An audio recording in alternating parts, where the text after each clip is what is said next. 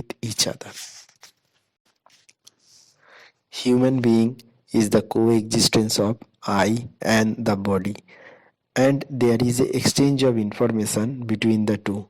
We can make the distinction between the self and the body in terms of the needs. Okay.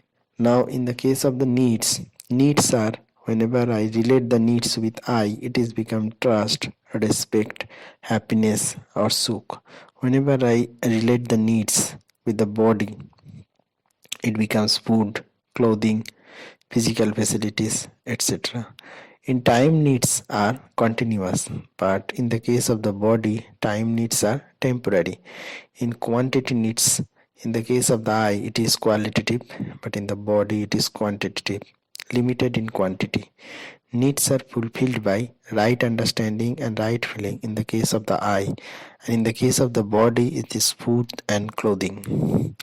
So the needs are the body like food for nourishment, clothes for protection, and instruments to ensure right utilization can be categorized as being physical in nature, or also called the physical facilities, whereas the need of I is essentially to live in a state of continuous happiness. The needs of the body are physical in nature, whereas the needs of the self are not the physical in nature, like trust, respect, happiness, etc. In time needs are the needs of I and continuous in time, unlike the needs of the body which is temporary in time. We want happiness continuously. We also want the feeling of respect continuously, and so also acceptance in relationship. If we talk about food, clothing, shelter, or instruments, these are needed only for some amount of time, or we can say that the need of the physical facilities of the body is temporary. In time it is not continuous. In quality, needs are physical facilities are the needed for the body in limited quantity. When we try and exceeds these limits, it become troublesome for us after some time. Let's take the example of eating. As far as physical facilities, say rasagulla, go, they are necessary in the beginning, but if we keep consuming, it becomes intolerable with the passage of time. This applies to every physical facilities. We can only think of having unlimited physical facilities, but if we try and consume, we have too much of physical facilities, it only ends up becoming a problem for us. Whereas the needs of I are qualitative, they are not quantified, but we also want them continuously. Our feeling are qualitative, either they are or they are not. Example, happiness is qualitative. Either we are feeling happy or we are not. Also, if a feeling is not naturally acceptable, we do not want it even for a single moment. If acceptable, we want it continuously.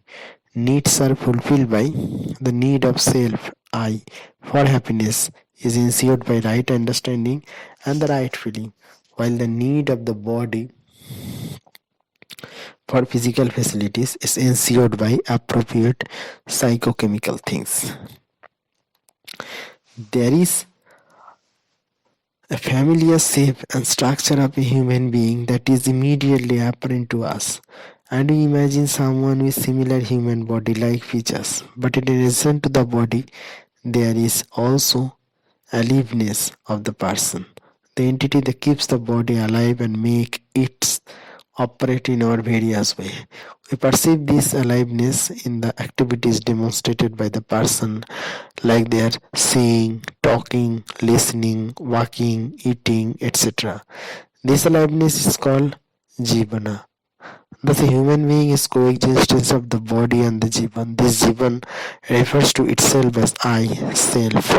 Thus, we say I am so and so, or I feel tired, or I am happy, and not my body is happy. This I or self is called consciousness and is the sentiment constitute of human being. The human being is the sum total of sentiments of physical aspects, the self and the body. There is an exchange of information between the two.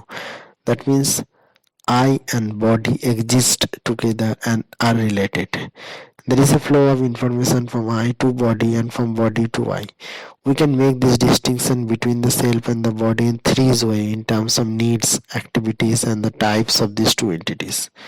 All the needs of eye, so respect, trust, etc., can be called happiness, while the needs of body as physical facilities like food. The two things are qualitatively different. There is no relevance of quantity for the needs of I as it is qualified.